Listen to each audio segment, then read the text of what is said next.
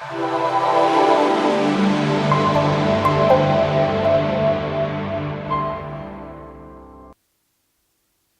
to the next segment of Ask a Tantrica. Let's find another question that came from Facebook. Crystal asks, what's the difference between Tantra and sacred sexuality? It's a good question, Crystal.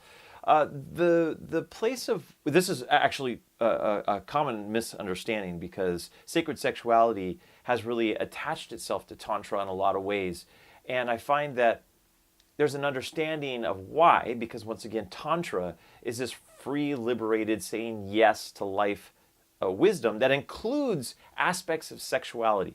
So sacred sexuality to me is more of a liberation, like more where people who have been suppressed or have been running more sexual energy from more of a societal standpoint, when they're doing that, then sacred sexuality has been a chance for people to break free, to explore more divinity within their sex.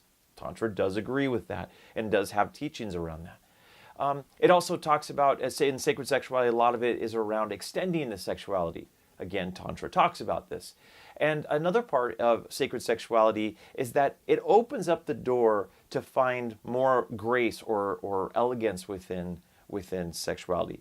Tantra also goes on and teaches that as well. This is where it veers off. Sacred sexuality stays within the sex realm. Tantra expands it to all parts of life.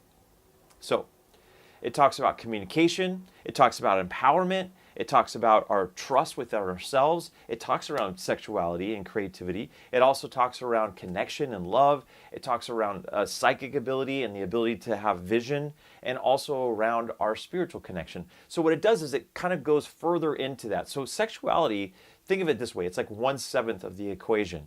So when a lot of people associate Tantra with sacred sexuality and they leave it right there, what happens is I think that there's a misunderstanding of the vastness and the beauty that Tantra is offering. And to understand tantric sexuality, not sacred sexuality, tantric sexuality, it really requires us to work to all of the angles because they all lead into each other.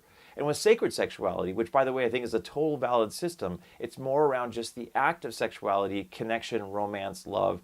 It's doing more of that kind of stuff. Of course there's benefits that are going to come from that. I'm not even saying that that's not an aspect. But what I'm saying is it's not normally the focus. It's more of like the residual effect of sacred sexuality. Tantra, on the other hand, is asking us to have awareness to all aspects of life and how to weave or loom them together. Thus the word Tantra, to weave or loom. Hope that makes sense.